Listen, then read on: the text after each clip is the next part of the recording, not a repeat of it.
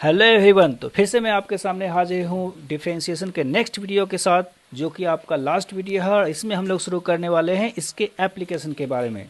तो चलिए फटाफट शुरू करते हैं इसके पहले एप्लीकेशन से।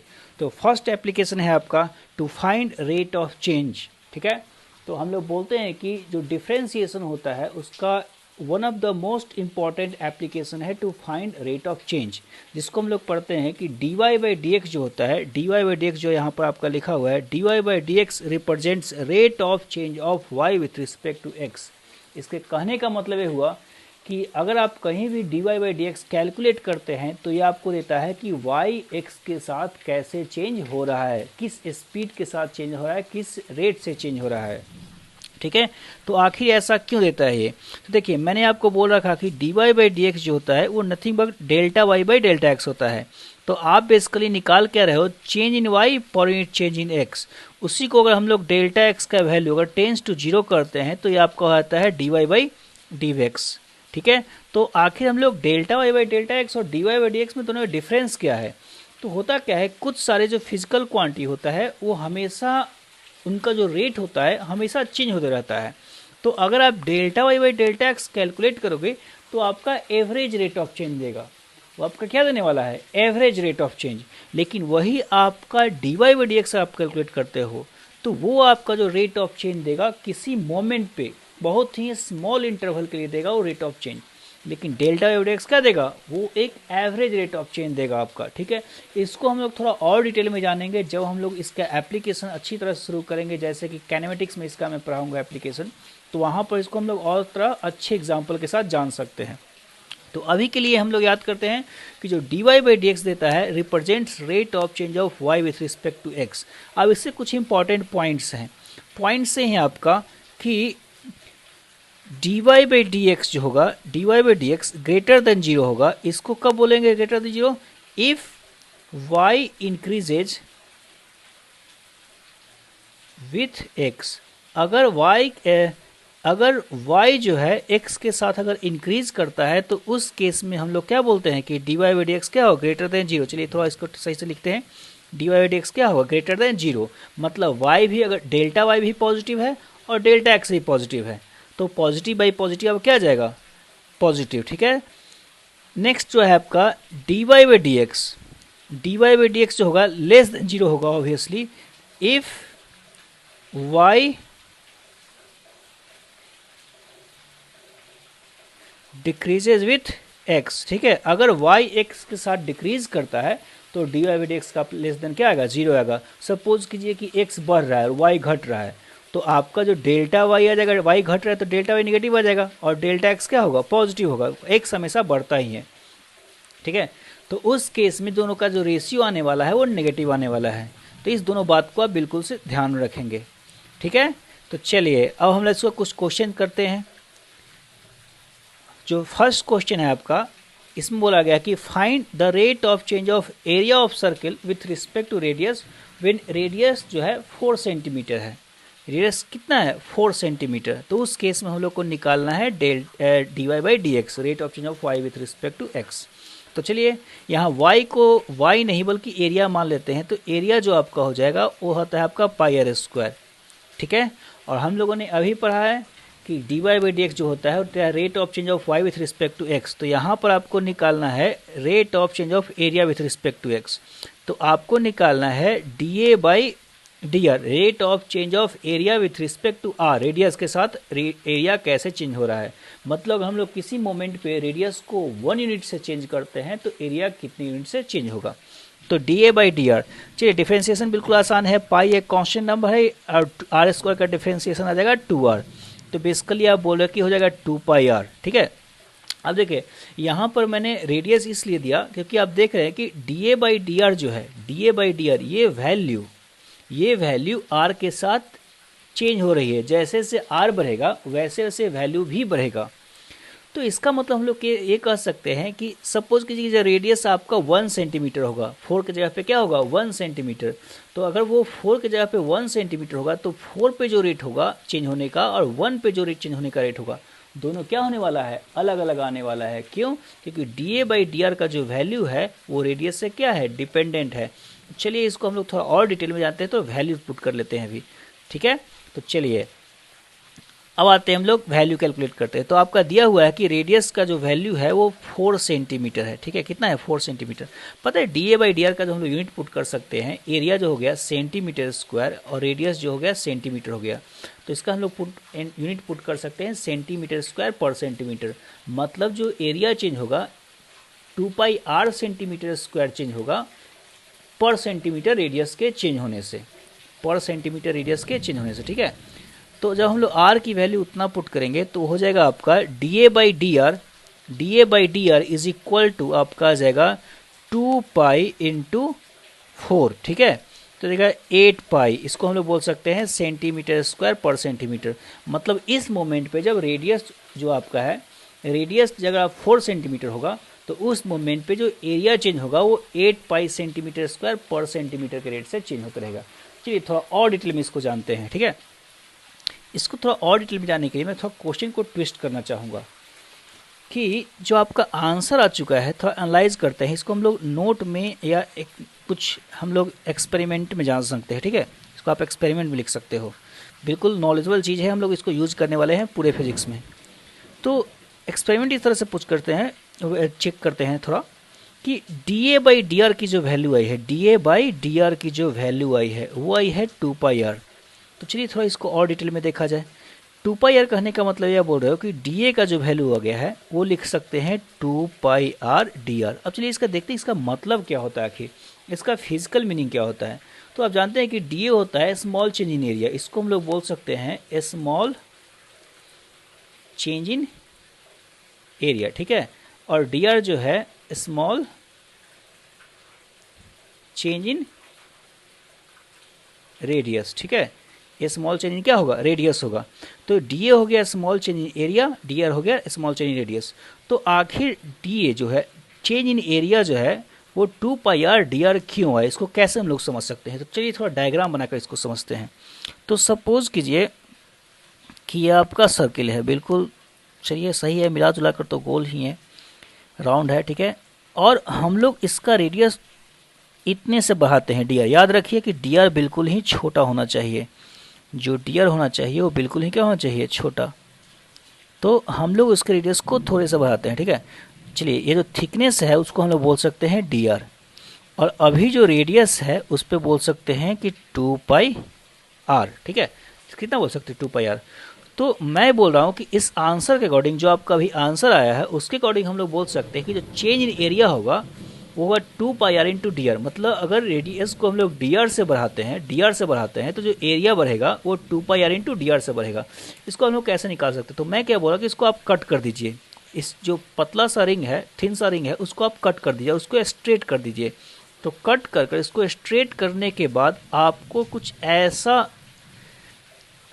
थोड़ा सा वाइड, जिसका विड्थ जो होगा DR के बराबर होगा, क्योंकि ये आपका थिकनेस यहाँ जो रिंग का है वो DR है, तो विड्थ DR के बराबर होगा। जो लेंथ हो जाएगा वो 2πr periphery of this circle के बराबर होगा, ठीक है। तो 2πr। अब इसको इस डायग्राम से भी आप देख सकते हैं कि इस डायग्राम के अकॉर्डिंग जो आपका आने वाला है वो कितना आने वाला है? जो एरिया आने वाला है, DA की जो वैल्यू आने वाली है, DA की वैल्यू आने वाली है 2πr length into width DR, ठीक है।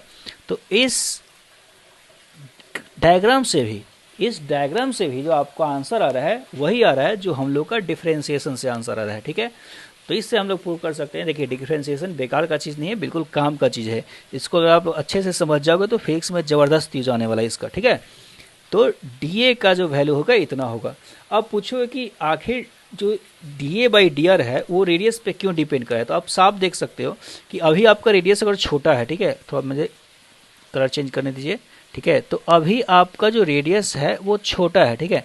आप इमेजिन करो कि ये रेडियस धीरे धीरे बड़ा होते जाए, तो अगर आप रेडियस इसका थोड़ा और बड़ा हो जाएगा, इतना रेडियस हो जाएगा, ठीक है। और उसके बाद हम लोग सेम थिकनेस DR बढ़ाते हैं। उसके बाद सपोज कीजिए कि सेम थिकनेस हम लोग DR बढ़ाते हैं, ठीक है। तो सेम थिकनेस बढ़ाने के बाद आप सीधा देख रहे हो कि यहाँ पर जो इस सेम थिकनेस को बढ़ाने से, DR बढ़ाने से जो एरिया बढ़ेगा वो ज़्यादा बढ़ेगा। क्यों? क्योंकि अब आपका जो नया ये बनेगा नया जो स्टिक टाइप का जो एलिमेंट बनेगा उसका लेंथ 2 पाई आर, आर के प्रोपोर्शनल है, तो आर के बढ़ने से उसका लेंथ भी क्या होने वाला है, बड़ा होने वाला है। तो इसी कारण से हम लोग बोल सकते हैं कि जो D A by D are की वैल्यू है, change in area per unit change in radius, वो आर पे डिपेंडेंट है। कहाँ गया वो, हाँ देखिए, change in area per unit change in radius है, वो आर पे क्या है, डिपेंडेंट है। जैसे जैसे आर बढ़ते जाएगा तो एरिया के बढ़ने का रेट भी क्या होता जाएगा, बढ़ते जाएगा, ठीक है। तो यही कारण था आपको ये आर पे डिपेंडेंट आ रहा था। ओके, चलिए ठीक है, चलिए एक आपको एक और बात बताया जाए। चलिए इसको हम लोग इस क्वेश्चन को बाद में करते हैं, ठीक है। इस क्वेश्चन की जगह पे हम लोग एक एक्सपेरिमेंट, एक और आपको चीज़ दिखाता हूँ थोड़ा। हम लोग एक और क्वेश्चन करते हैं, ठीक है। क्वेश्चन नहीं है आपका, एक बस कंक्लूजन है कि हम लोग किस तरह से किसी सर्किल के एरिया को देख सकते हैं। तो मैं क्या बोल रहा कि देखिए आप लोगों ने इसका पढ़ा है, ये एप्लीकेशन पढ़ा है, ठीक है, कि आप याद करो 10th क्लास में जब पढ़ते थे तो अगर ये सर्किल थोड़ा ज़्यादा वाइड होता था, अभी तो आपका सर्किल काफ़ी ज़्यादा थिन था सॉरी, लेकिन अगर ये सर्किल ज़्यादा वाइड हुआ करता था, ये रेडियस आप बोलिए R1 सपोज कीजिए, ये रेडियस आप बोलिए R2, तो आपसे कोई पूछे कि ये जो इस R1 और R2 के बीच में जो एरिया है वो कितना होता था, तो आप सीधा सीधा बोलते थे कि कोई बात नहीं है, जो एरिया होता था वो बड़े सर्किल का area pi R2 square minus आप करते थे पाई R1 स्क्वायर, ठीक है। तो ये आपका आंसर हो आता था, ठीक है, कोई दिक्कत नहीं। चलिए इसी आंसर को हम लोग थोड़ा अलग तरीके से अभी जो हम लोग सीखे उसके बेसिस पे निकालते हैं, ठीक है। एक बात याद रखिए कि यहाँ R2 माइनस R1 जो आपका रेडियस बढ़ा है, R2 माइनस R1 अमाउंट से बढ़ा है, वो रेडियस काफ़ी ज़्यादा बढ़ा है, ठीक है। तो आप डिफ्रेंसिएशन तो बिल्कुल नहीं यूज कर सकते। डेल्टा आर जो है, डेल्टा आर जिसको हम लोग ये बोलते हैं, जिसको हम लोग DR बोल रहे थे अभी, ये डेल्टा आर ये काफ़ी ज़्यादा है। तो ऐसे केसेस में हम लोग डिफ्रेंसिएशन का यूज नहीं कर सकते हैं। डिफ्रेंसिएशन का यूज जो है हमेशा बड़े चेंज के लिए होता है, ठीक है। तो चलिए, तो यहाँ पर हम लोग इसको कुछ दूसरे तरीके से देखते हैं। मैं करता हूँ कि जो मैंने लास्ट टाइम किया उसी तरह से इसको मैं ऐसे कट कर देता हूँ, ठीक है, ऐसे इसको कट कर देता हूँ। कट करने के बाद जो मैं स्ट्रेट करूँगा तो मुझे कुछ ऐसा शेप आएगा। इस बार साफ दिखेगा कि ये एक ट्रेपेजियम बनाएगा, ठीक है। ये जो लेंथ हो जाएगा, ये जो लेंथ होगा, चलिए बिजली कड़क रही है बाहर, तो ये जो लेंथ हो जाएगा वो अंदर का होगा 2 पाई R1 पेरीफेरी के बराबर। कहने का मतलब ये हुआ कि आपको मैं दिखा देता हूँ थोड़ा, ये जो लेंथ होगा वो अंदर वाले पेरीफेरी के बराबर होगा, ठीक है। और जो दूसरा साइड होगा पैरेलल, जो उसके है 2 पाई R1 के जो पैरेलल में है, वो 2 पाई R2 ये वाला होगा, ठीक है। और जो इसके बीच का विड्थ होगा वो R2 माइनस R1 होगा। तो वही मैं यहाँ पर दिखाने जा रहा हूँ कि ये होगा 2 पाई R1, इसको बोलेंगे हम लोग 2 पाई R2, ठीक है। और ये जो विड्थ होगा, डिस्टेंस बिटवीन दीज टू, हो जाएगा R2 माइनस R1, ठीक है। तो आप अगर इसको इस तरीके से एरिया निकालते हो, इसको इस तरीके से एरिया निकालते हो, तो पता है कितना आने वाला है। हम लोग बोलेंगे एरिया जो है, एरिया ऑफ ट्रेपेजियम होगा, उसको बोलते हैं half into summation of parallel sides.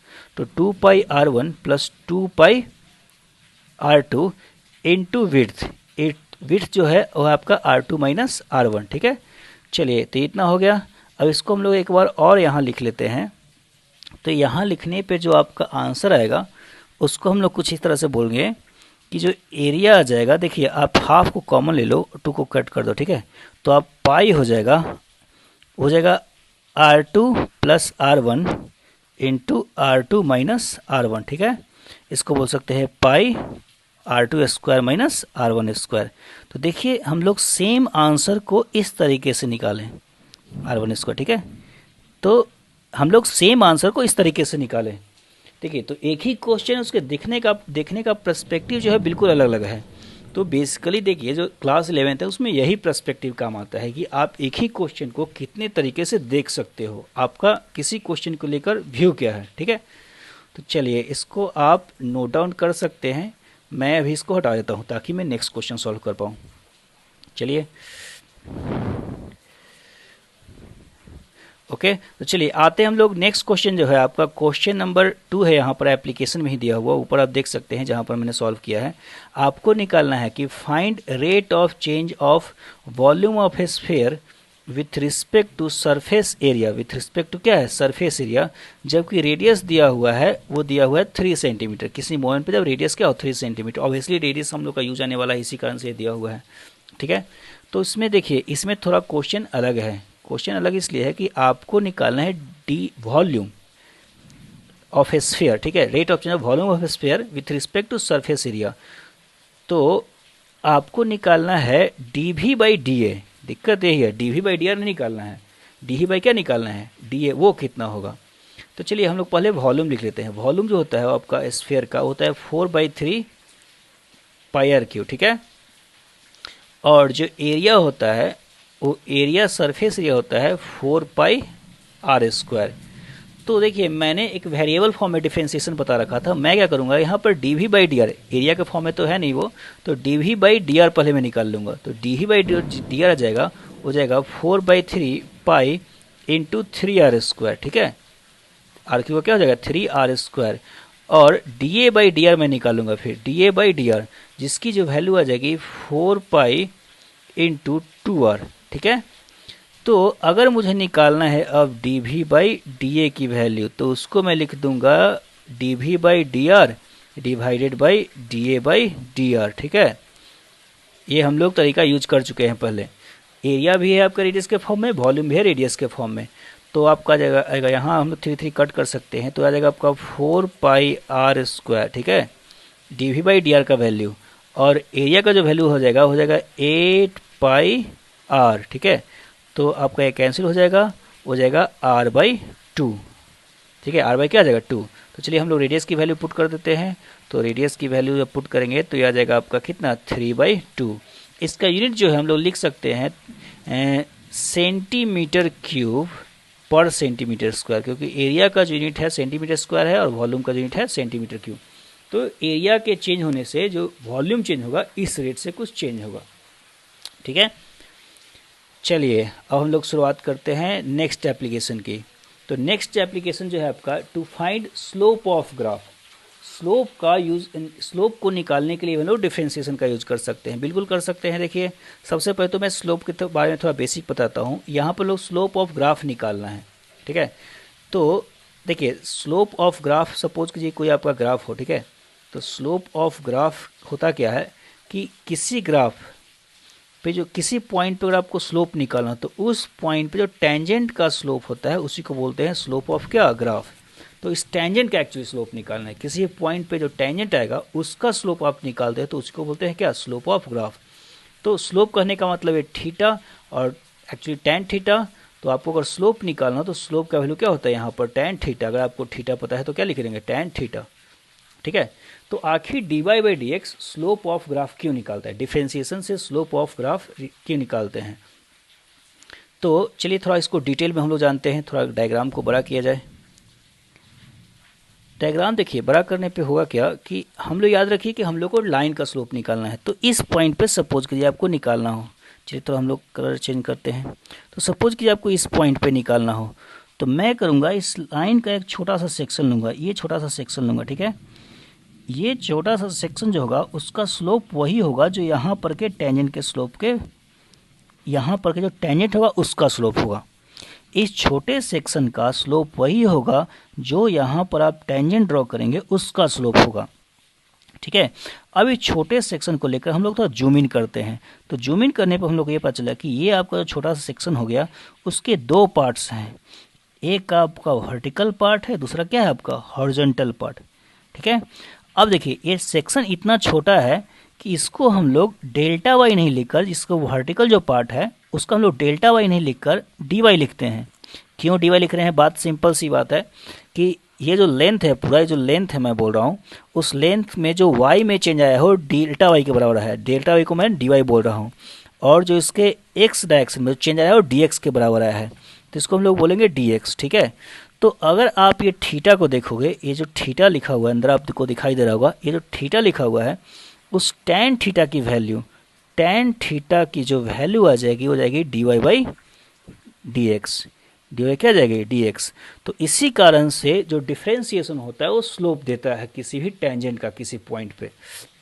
तो हम लोग लिख सकते हैं यहाँ पर फाइनल आंसर में जो लिख सकते हैं कि D Y by D X dy by dx gives slope of tangent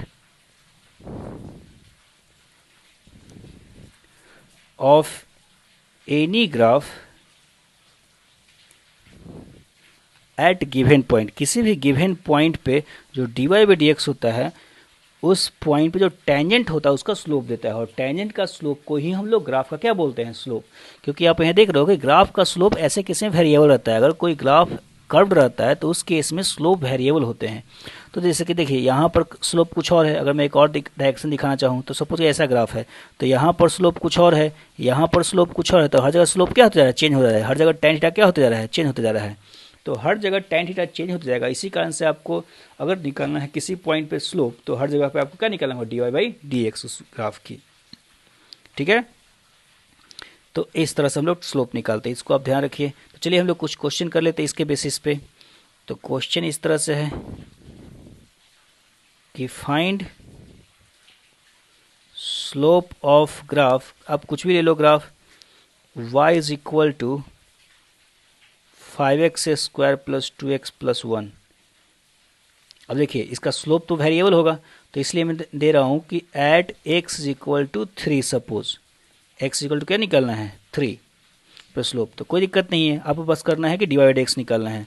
तो dy बाई डी एक्स जो होता है स्लोप जो होगा आपका क्या होगा, dy बाई डी एक्स। तो dy बाई डी एक्स की जो वैल्यू हो जाएगी वो आ जाएगी 5 इंटू 2x प्लस 2। चलिए अब x की वैल्यू पुट कीजिए, तो x की वैल्यू जो हो जाएगी उसको पुट करने के बाद जो m का वैल्यू हो जाएगा 10 इंटू एक्स की वैल्यू कितना है 3 प्लस 2, तो 32 हो जाएगा टेन थीटा। टेन थीटा की वैल्यू या स्लोप की वैल्यू 32 होगी, 32 होती है वैल्यू, आपको इसमें चिंता करने की बात नहीं है। ठीक है, चलिए नेक्स्ट एप्लीकेशन आने वाला है। तो इस तरह से हम लोग क्वेश्चन अगर आपको निकालना, सपोज कीजिए कि और क्वेश्चन आपको दे दे, find the x coordinate of graph where tangent makes an angle 45 degree with positive x axis. मतलब आपको क्वेश्चन क्या दिया है कि find x coordinate of graph, मतलब आपको किसी, मैं ग्राफ देने वाला हूँ, ठीक है, आपको ग्राफ का एक्स कोऑर्डिनेट निकालना है जहाँ पर कि टेंजेंट ड्रॉ करने पे जो टेंजेंट है वो 45 डिग्री एंगल बनाए एक्स कोऑर्डिनेट से। चलिए हम लोग ग्राफ लेते हैं, y is equal to suppose X square plus X plus 1, हम लोग ये ग्राफ ले लेते हैं। ठीक है, ये क्वेश्चन में दिया हुआ है। तो आपको निकालना है एक्स कोऑर्डिनेट कितना होगा जहां पर हम लोग टेंजेंट ड्रॉ करें तो 45 डिग्री एंगल बनाए पॉजिटिव एक्स एक्सिस से। ठीक है, तो अगर आप पॉजिटिव एक्स एक्सिस से 45 डिग्री एंगल बना रहा है तो आप एक बात तो उससे रखिए, आपको स्लोप जो बोल रहे हो, स्लोप बोल रहे हो कि tan हो जाएगा 45, और tan 45 की वैल्यू 1 आने वाली है, मतलब स्लोप 1 आने वाला है। ठीक है, तो अब हम लोग निकालते हैं स्लोप आखिर इस कर्व में आएगा कैसे, एक्स कोऑर्डिनेट के साथ कैसे वेरी करेगा। तो डी वाई डी एक्स आप निकाल दो, तो डी वाई डी एक्स की जो वैल्यू आनी चाहिए वो आनी चाहिए यहाँ पर 2x प्लस 1। ठीक है, और ये हो गया स्लोप, मतलब इस ग्राफ पर जो भी टेंजेंट्स होंगे उनके स्लोप कुछ एक्स कोऑर्डिनेट के साथ ऐसे वेरी करेंगे, एक्स कोऑर्डिनेट के साथ कैसे ऐसे वेरी करेंगे। अब आप पुट कर दो स्लोप का वैल्यू 1, क्योंकि हम लोगों ने निकाल रखा है कि स्लोप कितना चाहिए, 1 आना चाहिए। ठीक है, तो यहाँ पर आपको सॉल्व करेंगे तो आ जाएगा 2x इज इक्वल टू 0, मतलब चलिए यहाँ कोइंसिडेंस था कि x का वैल्यू कितना आ गया 0, आपका x की वैल्यू कुछ भी आ सकती है। इस तरह से आपको दे सकता है कि tangent 45 degree positive x axis से बनाए या negative x axis, negative x axis से बनाने पर जो स्लोप होना चाहिए वो -1। फिर से ध्यान से सुनिए, अगर वो ये दे कि पॉजिटिव एक्स एक्सिस के बजाय आपको दे दे कि निगेटिव एक्स एक्सिस से कितना बना रहा है, ठीक है, निगेटिव एक्स एक्सिस से सपोज 45 डिग्री वो बना रहा है, तो अगर वो निगेटिव एक्स एक्सिस से 45 डिग्री बनाएगा तो स्लोप उस केस में आप -1 लेंगे, क्योंकि पॉजिटिव एक्स एक्सिस से 135 डिग्री बनाएगा। और ठीक है, और अगर आपको निगेटिव एक्स एक्सिस से एंगल दिया रहता है कि सॉरी ऐसे अगर आपको एंगल दिया रहता है तो उस केस में जो स्लोप है आपका -tan थीटा लिखते हो, मतलब ये भी बोल सकते हो कि -tan 45 होगा। तो इन बातों का आप ध्यान रखें। ठीक है, तो चलिए हम लोग ऐसे ऐसे क्वेश्चन आसानी से कर सकते हैं, कोई दिक्कत की बात नहीं है। तो चलिए हम लोग आते हैं अब नेक्स्ट क्वेश्चन में, नेक्स्ट एप्लीकेशन में, to find concavity of graph. तो हम लोग डिफरेंशिएशन का यूज कनकेविटी ऑफ ग्राफ निकालने में भी करते हैं। कनकेविटी मतलब ये बोलिए कि अपवर्ड कनकेव होगा या डाउनवर्ड कनकेव होगा। तो चलिए हम लोग इसको बारी बारी से एक्सप्लेन करते हैं कि कैसे हम लोग कनकेविटी निकाल सकते हैं। तो देखिए मैं दो ग्राफ लेता हूँ। सपोज कीजिए ग्राफ कुछ ऐसे है, अपवर्ड कनकेव है, ठीक है। याद रखिए कभी भी ग्राफ लेफ्ट कनकेव और राइट कनकेव नहीं होता है, ये फंक्शन का थ्योरी होता है जिसको आप मैथमेटिक्स में पढ़ेंगे। तो फिजिक्स में कभी आपको वैसा आने वाला नहीं है, ठीक है। तो सपोज कीजिए ग्राफ कुछ इस तरह से कॉनकेव है, तो हम लोगों को निकालना है कि क्या कंडीशन होगी कि अगर ये अपवर्ड कनकेव है, जो कि अभी अपवर्ड कनकेव है इस ग्राफ, तो कंडीशन क्या होगी। तो देखिए इसमें होता क्या है कि अगर ग्राफ कोई अपवर्ड कनकेव है तो आप इस पॉइंट पे सोचो, इस पॉइंट पे जो स्लोप है वो साफ दिख रहा है कि निगेटिव है। इस पॉइंट पे जो स्लोप है इस ग्राफ का वो नेगेटिव है, इस पॉइंट पे जो स्लोप है ग्राफ का वो पॉजिटिव है। यहाँ पर आपको नेगेटिव स्लोप है, यहाँ पर आपको जीरो स्लोप है। यहाँ पर स्लोप क्या है, जीरो, क्योंकि एक्स एक्सिस से पैरेलल है, एंगल जीरो बना रहा है वो, तो tan जीरो जीरो होता है। इस पॉइंट पे देखी जाए तो स्लोप क्या आ जाएगा, पॉजिटिव आएगा, स्लोप है आपका पॉजिटिव। तो देखिए अब आप बोल क्या रहे हो कि स्लोप एक तरीके से निगेटिव से यहाँ पर निगेटिव है, जीरो फिर पॉजिटिव हो गया, मतलब स्लोप बढ़ रहा है। स्लोप क्या हो रहा है, यहाँ पर बढ़ रहा है। तो अगर स्लोप बढ़ रहा है तो हम लोगों ने अभी पढ़ा है कि अगर कोई भी चीज़ बढ़ते है, अगर कोई भी चीज़ बढ़ती है एक्स के साथ तो उसका डिफरेंशिएशन पॉजिटिव होता है। तो कहने का मतलब आप ये बोल सकते हो कि D by D X of slope is greater than क्या आना चाहिए, जीरो। इसको आप बोल सकते हो। अब एम की वैल्यू क्या होती है, तो D by D X of M की वैल्यू होती है D Y by D X. D Y by D X को ही हम लोग स्लोप बोलते हैं, अभी हम लोगों ने पढ़ा है, इज ग्रेटर देन जीरो। मतलब आप फाइनली बोल सकते हो कि D two Y by D X square अगर ग्रेटर देन जीरो हो तो ग्राफ को क्या बोल सकते हैं, अपवर्ड कनकेव। इसको बोल सकते हैं अपवर्ड कनकेव, ठीक है। तो एक्चुअली कनकेविटी जो है, डबल डिफरेंशिएशन जो है किसी भी ग्राफ का, वो कनकेविटी रिप्रेजेंट करता है। हम लोग यही बोल सकते हैं। सिंगल डिफरेंशिएशन जो है आपका स्लोप देगा, डबल डिफरेंशिएशन क्या रिप्रेजेंट करेगा, कनकेविटी। चलिए हम लोग बात करते हैं इस ग्राफ की। तो वाई वर्सेस एक्स ग्राफ है, फिर से सोचिए कि अब यहाँ पर क्या होगा स्लोप। चलिए हम लोग थोड़ा कलर पे चेंज कर लेते हैं पेन का। यहाँ जो होगा स्लोप निगेटिव है, पॉजिटिव है स्लोप, एक्यूट एंगल बना रहा है। यहाँ पर स्लोप जीरो है आपका, यहाँ पर जो स्लोप है वो नेगेटिव है, वो क्या है आपका, नेगेटिव है। तो यहाँ पर स्लोप क्या हो रहा है, यहाँ पर स्लोप घट रहा है। क्यों, क्योंकि वो पहले पॉजिटिव था, फिर जीरो हो गया, फिर नेगेटिव हो गया, मतलब वो घट रहा है। मतलब आप इसी तरीके से आप बोल सकते हो कि D M rate of change of slope with respect to X should be less than zero. तो इसको आप डायरेक्ट में लिख रहा हूँ कि D two Y by D X square less than क्या होना चाहिए, जीरो। तो ऐसे केस में डाउनवर्ड कनकेव, इसको क्या बोल सकते हैं, डाउनवर्ड कनकेव। तो इसी कारण से जो डबल डिफरेंशिएशन होता है वो कनकेविटी रिप्रेजेंट करता है। तो चलिए हम लोग फटाफट कुछ क्वेश्चंस कर लेते हैं। सपोज कीजिए आपको क्वेश्चन ये दे कि check the concavity of, check concavity of y is equal to 2x square plus X plus 3। तो हम लोग क्या करेंगे, पहले निकालेंगे हम लोग D Y by D X. तो चलिए हम लोग निकालते हैं D Y by D X. तो D Y by D X जो होता है उसका हो जाएगा 2 टाइम्स ऑफ 2x प्लस 1, ठीक है। अब निकालते हैं इसका D two Y by D X square.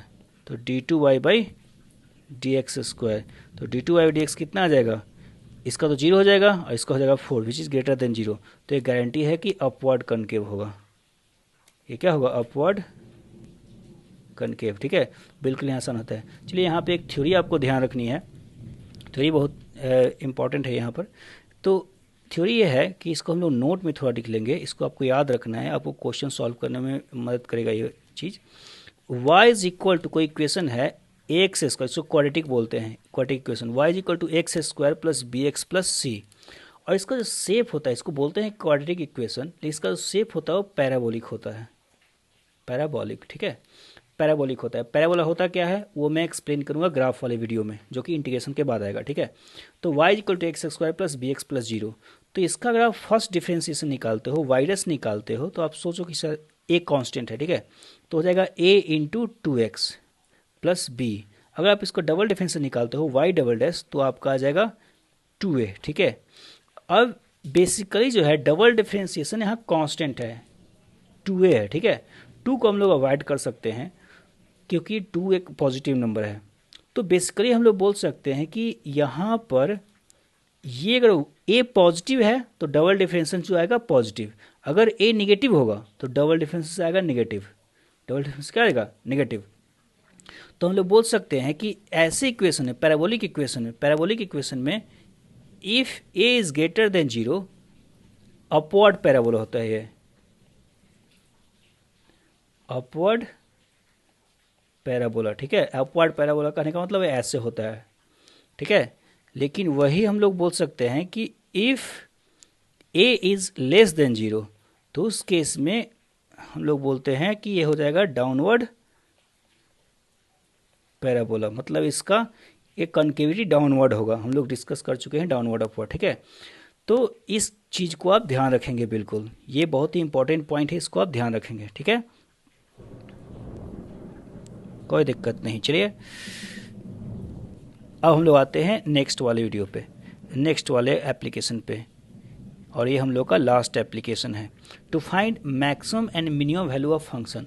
तो हम लोग बोलते हैं कि डबल डिफरेंशिएशन का यूज हम लोग मैक्सिमा और मिनिमा निकालने के लिए भी करते हैं। अब कैसे कर सकते हैं? तो चलिए मैं आपको देता हूँ एक सिंपल एग्जांपल। आप लीजिए कि आप ऐसे कोई कर्व हो, ठीक है, ऐसा कोई इक्वेशन हो, ये हो गया y versus x equation, x curve, ठीक है।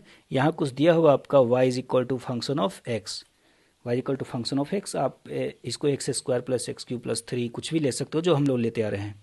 तो देखिए इसका जो मैक्सिमम वैल्यू है, इस y की जो मैक्सिमम वैल्यू है उसमें हम लोग y की जो मैक्सिमम वैल्यू है उसमें हम लोग बोल सकते हैं यहाँ पर ये y का क्या है? मैक्सिमम वैल्यू, और यहाँ पर y का क्या है? मिनिमम वैल्यू है, ठीक है। तो अगर आपको निकालना हो कि मैक्सिमम वैल्यू कितना है, मिनिमम वैल्यू कितना है, तो हम लोग कैसे निकालेंगे? चलिए बात करते हैं। देखिए दोनों पॉइंट की कुछ खासियत है। खासियत ये है कि चलिए हम लोग थोड़ा पेन को चेंज कर लेते हैं, थोड़ा खासियत ये नहीं है।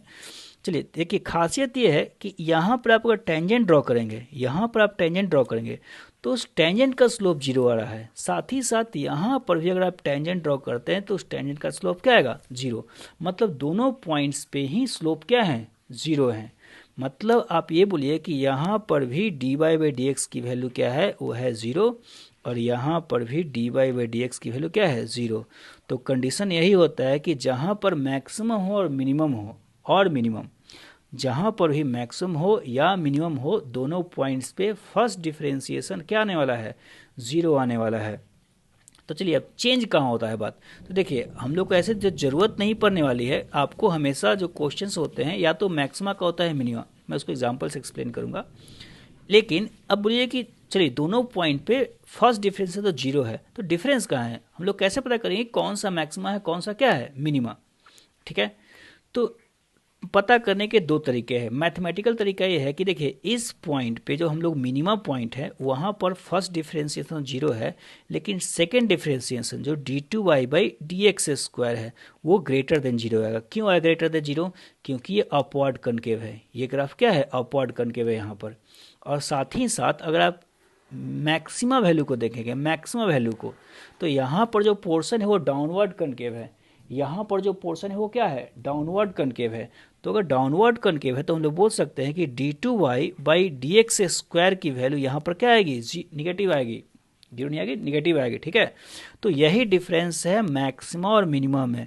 ये कंडीशन होता है फुल्ली मिनिमा का, और ये कंडीशन होता है क्या? फुल्ली मैक्सिमा का। इसको आप ध्यान रखेंगे, ठीक है। तो ये हो आपका मिनिमम और ये हो आपका क्या? मैक्सिमम, ठीक है। तो चलिए थ्योरी फटाफट खत्म कर लेते हैं। तो आप क्वेश्चन कैसे सॉल्व करोगे? क्वेश्चन में कैसे पूछा जाएगा? तो क्वेश्चन में आपका y इक्वल टू एफ दिया रहेगा, आपको पूछा जाएगा मैक्सिमा या तो मिनिमा। हो सकता है कभी कभी आपको दोनों पूछा जाए। तो y इक्वल टू एफ दिया हो तो आप निकालिएगा dy बाई डी एक्स, ठीक है, और dy बाई डी एक्स की वैल्यू 0 पुट कर देंगे। तो dy बाई डी एक्स की वैल्यू 0 पुट करने के बाद आपका x का वैल्यू निकल जाएगा। यहाँ पर हो सकता है 1 निकले या 2 निकले। अगर 1 निकलेगा तो हम लोग ये बोल सकते हैं कि वहाँ पर आइदर ओनली मैक्सिमा है, नहीं तो बस मिनिमा है। लेकिन वही अगर आपका 2 वैल्यू निकलेगा, x की 2 वैल्यू आएगी, तो हम लोग बोलेंगे वो उस ग्राफ में, उस इक्वेशन में मैक्सिमा भी एक है और एक मिनिमा भी है। अब हम लोग पता करेंगे कि मैक्सिमा मिनिमा कैसे है, ठीक है। तो देखिए अब आपको निकालने के तो एक तरीका में निकालेंगे एक तरीका तो मैंने बता रखा है कि कैसे हम लोग निकालेंगे मैक्सिमा कौन है मिनिमा कौन है, लेकिन एक आसान सा तरीका होता है बिना इतना कुछ डबल डिफरेंशिएशन किए हुए। कैलकुलेशन तो करना पड़ेगा। आप x की वैल्यू निकालिए, सपोज कीजिए कि एक वैल्यू आ गया x1 और एक वैल्यू आ गया x2, ठीक है। अब आप y की वैल्यू निकालेंगे x1 x2 को पुट कर कर। तो अगर y की वैल्यू कैसे निकालेंगे, तो आप y f x1 एक बार निकालोगे, मतलब x की वैल्यू f में x की वैल्यू पुट करना है, यहाँ पर इक्वेशन में जो है x की वैल्यू पुट करना है। तो अगर आप x की वैल्यू पुट करते हैं तो वहाँ से y1 आएगा, ठीक है। और फिर आप पुट करते हैं x2 की वैल्यू, तो y2 की वैल्यू, तो वहाँ से फंक्शन में x2 की वैल्यू पुट करते हैं, ठीक है। अब दोनों कंपैरिजन करना है, इस दोनों क्या करना है, कंपेयर करना है कौन सा वैल्यू बड़ा है y का और कौन सा वैल्यू छोटा है। जो वैल्यू बड़ा वो मैक्सिमा, जो वैल्यू छोटा वो मिनिमा। तो ये आपका तरीका है निकालने का मैक्सिमा मिनिमा, बिना डिफ्रेंशिएशन डबल डिफ्रेंशिएशन किए हुए, बिना डिफरेंस क्या किए हुए। मतलब कहने का मतलब ये, सपोज कीजिए कि ये अगर वैल्यू आपका क्या हो वो x1 है, अगर सपोज कीजिए कि ये वैल्यू जो पहला वैल्यू है वो क्या है x1 है, और यहाँ पर जो कोऑर्डिनेट है वो क्या है x कोऑर्डिनेट x2, तो उसके अकॉर्डिंग आप यहाँ पर जो x1 की वैल्यू जब फंक्शन में पुट करेंगे तो वहाँ पर आपको y1 आएगा जो कि छोटा है, और जब x2 की वैल्यू पुट करेंगे यहाँ पर आपका x2 अगर सपोज किएगा तो यहाँ पर आपका क्या आने वाला है, वो y2 आने वाला है जो कि बड़ा है, ठीक है। तो आप सीधा वैल्यू को कंपेयर कर सकते हैं, यहाँ पर साफ देख रहे हो कि y1 छोटा है और y2 क्या है, बड़ा है। तो सिंपल सी बात होती है, ठीक है। तो इस तरह से हम लोग कैलकुलेट करते हैं मैक्सिमम मिनिमम। मालूम है कि आप बिना एग्जाम्पल के नहीं समझ सकते हैं, तो इस बात को थोड़ा ध्यान रखें, ठीक है। तो चलिए अब हम लोग आते हैं क्वेश्चंस पे। तो क्वेश्चन कुछ इस तरह से है कि find the minimum value of function. तो एक बात आप और ध्यान रखो कि जो फिजिक्स में है, फिजिक्स में हमेशा तो आपसे पूछेगा मिनिमा, नहीं तो पूछेगा मैक्सिमा, दोनों कभी नहीं पूछता है। जो फिजिक्स से क्वेश्चन आते हैं एप्लीकेशन बेस्ड आते हैं, उसमें या तो आप मुझसे पूछेगा मैक्सिमा, नहीं तो पूछेगा आपको मिनिमा। तो फिजिक्स में ऐसे क्वेश्चन नहीं आते, वो मैथमेटिक्स का पार्ट होता है। तो इसलिए मैंने ऑलरेडी बोला है कि find minimum value of function y is equal to this, मतलब ऑब्वियसली मिनिमम ही आने वाला है। तो चलिए हम लोग निकालते हैं y डैश निकालिएगा या dy बाई डी एक्स बोलिए, तो उसको आप बोलेंगे 2x प्लस 1, ठीक है। इसको डिफरेंशिएशन करके कितना लगेगा 2x प्लस 1।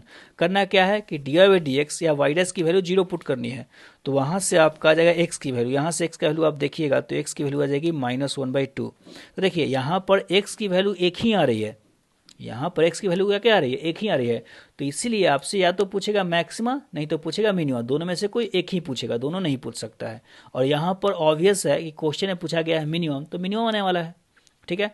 तो इस x कोऑर्डिनेट पे y का वैल्यू क्या होगा, मिनिमम। तो अब y मिनिमम आप निकालोगे कैसे, तो x की जो वैल्यू आई है उसको आप इसमें पुट कर दीजिए, तो जो y मिनिमम आ जाएगा वो आ जाएगा कितना, x की वैल्यू -1/2, तो -1/2 स्क्वायर प्लस -1/2 प्लस 1, तो आप इसको लिखोगे 1/4 प्लस 1/2, आप दोनों को अगर ऐड करोगे तो प्लस 1/2, तो आपका जो आ जाएगा वो आ जाएगा 3/4। तो ये y मिनिमम है, एक्चुअली y मिनिमम है, ठीक है।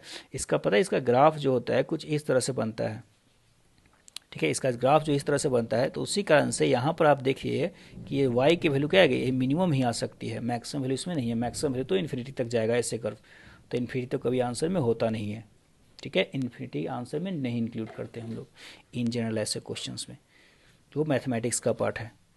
चलिए अब आपको निकालना है find maximum minimum value of this. तो देखिए यहाँ पर क्या है कि मैक्सिमम भी और पूछ रहा है क्या, मिनिमम भी वैल्यू पूछ रहा है, तो इसको हम लोग सॉल्व करते हैं, ठीक है। तो चलिए यहाँ पर ऑब्वियस है 2 वैल्यू आने वाला है y का, तो y डैश निकालते हैं। तो y डैश जो आ जाएगा वो आप लिखेंगे 3x² प्लस 3x², ठीक है। और उसके बाद आप लिखोगे 3 इंटू 2x, ठीक है, -27, माइनस क्या लिखेंगे 27। चलिए इसको थोड़ा एक बार सॉल्व कर लेते हैं और इसको 0 पुट कर देते हैं, पहले 0 पुट कर देते हैं। तो आ जाए आपका x² plus 6x minus 27 is equal to 0। तो देखिए यहाँ पर x एक क्वाड्रेटिक है, तो इसके 2 रूट्स आने वाले हैं। इससे कितने रूट्स आने वाले हैं, 2 रूट्स आने वाले हैं। तो दोनों रूट्स को अगर सॉल्व किया जाए तो आपका आ जाएगा, चलिए इसको फैक्टराइज करते हैं। तो साइज इसको हम लोग ब्रेक कर सकते हैं 9 और 3 में। तो 9 और 3 में ब्रेक करिएगा तो आपका जाएगा x² plus 9x minus 3x minus 27 is equal to क्या हो जाएगा 0। तो इसको आप ब्रेक करोगे तो हो जाएगा x प्लस 9, आप फैक्टराइज बिल्कुल आसानी से कर सकते हो, इंटू एक्स माइनस 3, ठीक है, इज इक्वल टू 0। तो यहाँ से x की दो वैल्यू आएगी, x इज इक्वल टू आएगी 3 और x इक्वल टू कितनी आएगी -9। तो चलिए अब हम लोग को निकालना है कि इसमें से कौन सा वैल्यू मैक्सिमम होगा, कौन सा वैल्यू क्या होगा मिनिमम। तो सिंपल सी बात है कि y की वैल्यू हम लोग 3 जब पुट करेंगे, y की वैल्यू सॉरी मैं क्या बोला कि जब हम लोग x की वैल्यू हम लोग कितना पुट करेंगे 3, तो जो y3 आ जाएगा, हम लोग ऐसे नाम दे सकते हैं, जो y3 आ जाएगा वो आ जाएगा कितना, तो हो जाएगा 3 का cube by 3 plus 3 into 3² minus 27 into 3 plus 10, ठीक है। चलिए कैलकुलेशन थोड़ा कर लेते हैं, हो जाएगा 9 प्लस 27 माइनस 27 इंटू 3 प्लस 10। चलिए फटाफट थोड़ा वैल्यू बता सकते हैं आप बिल्कुल नहीं बता सकते, तो हो जाएगा हम इसको लिख सकते हैं 9 माइनस 54, ठीक है, प्लस 10। आप कैलकुलेशन चेक कर सकते हो कितना आएगा, उसका कोई दिक्कत नहीं है। तो 9 माइनस 54 प्लस 10, ठीक है, तो यह जाएगा -44 प्लस 9, तो हो जाएगा आपका 35 माइनस 35 माइनस क्या जाएगा 35, शायद वैल्यू सही है, ओके जगह भी नहीं है। चलिए अब हम लोग x की वैल्यू पुट करते हैं कितना -9, जो कि बहुत बड़ा वैल्यू है। तो y -9 की जो वैल्यू आ जाएगी उसको हम लोग लिख सकते हैं कितना, तो लिख सकते हैं -9 का cube divided by 3 plus 3 into -9² minus 27 into -9 plus 10, ठीक है। आप इसका कैलकुलेशन कर लेना जो भी वैल्यू आएगा, और इसमें से देखना कि कौन सा वैल्यू बड़ा है कौन सा वैल्यू छोटा है। जो बड़ा वैल्यू होगा y का मैक्सिमम वैल्यू होगा, और जो छोटा वैल्यू होगा y का क्या आएगा मिनिमम वैल्यू। कैलकुलेशन आप बिल्कुल आसानी से कर सकते हैं। चलिए हम लोग आगे क्वेश्चन सॉल्व करते हैं। तो नेक्स्ट क्वेश्चन है आपका, find maximum value of y is equal to a sin x plus b cos x। a sin x plus क्या b cos x। तो a sin x plus b cos x का अगर हम लोग calculation करें तो हम लोग इसका देखिए, एक बात ध्यान रखिएगा कि इसको आपको सॉल्व करना है, ठीक है, और इसको याद रखना है, इस वैल्यू को याद रखना है आपको। फिजिक्स में बहुत ज़्यादा यूज आने वाला है, फ्रिक्शन में भी आने वाला है और 12th पार्ट में भी आने वाला है, तो इस वैल्यू को हम लोग याद रखेंगे।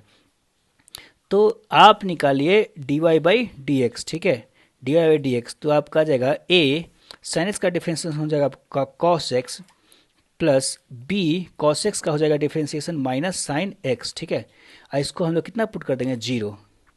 तो 0 पुट करने के बाद आप देखिए इसको कितना लिख सकते हैं हम लोग, a cos x is equal to b sin x, ठीक है। तो आप देखिए आपका आ जाएगा tan x का जो वैल्यू आ जाएगा वो आ जाएगा a/b, आप चेक कर लीजिए, ठीक है। tan x का वैल्यू कितना आ जाएगा a/b। तो देखिए हम लोग यहाँ से x नहीं निकालने वाले हैं, देखिए हम लोग को पुट क्या करना है, sin x का वैल्यू पुट करना है, फिर cos x का वैल्यू पुट करना है, ठीक है।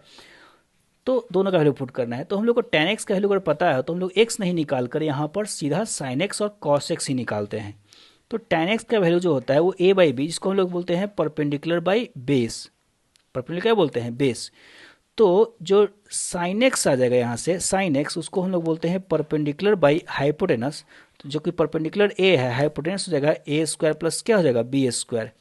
और जो cos x का जो वैल्यू आ जाएगा, cos x का हो जाएगा बेस बाई हाइपोटेनस, जिसको हम लोग बोल सकते हैं base by √a² plus b², ठीक है। तो अब दोनों की वैल्यू हम लोग पुट कर लेते हैं। तो जो y का मैक्सिमम वैल्यू आ जाएगा, y का मैक्सिमम हो जाएगा a sin x, sin x का वैल्यू कितना है a divided by √a² plus क्या है b², ठीक है, plus b cos x, cos x की वैल्यू क्या है b divided by √a² plus b², ठीक है। इसको हम लोग अगर सॉल्व करेंगे तो आ जाएगा आपका कितना, आ जाएगा आपका a² plus b² divided by √a² plus b², जो कि आ जाएगा √a² प्लस b²। तो ये y की मैक्सिमम वैल्यू होती है, ये क्या होती है y की मैक्सिमम वैल्यू। तो आप याद रखिए कि a sin x plus b cos x का मैक्सिमम वैल्यू ये होता है √a² प्लस b²। तो कैसे आप याद रखोगे, देखिए क्वेश्चन कैसे आ जाएंगे, तो आपको पूछा जाएगा कि find the maximum value of y is equal to 3 sin x plus 4 cos x। तो इसका मैक्सिमम वैल्यू पूछेगा तो हम लोग क्या बोलेंगे, √a² प्लस b²। मतलब जो y की मैक्सिमम वैल्यू आ जाएगी वो √3a² प्लस क्या आ जाएगा 4a²। a का वैल्यू 3 है, b का वैल्यू 4 है, तो आपका आ जाएगा 5। ठीक है, तो इस तरह से हम लोग इसको ध्यान रखेंगे। तो चलिए आज के लिए इतना ही, और अगले क्लास में, अगले वीडियो में हम लोग शुरू करने वाले हैं इंटीग्रेशन।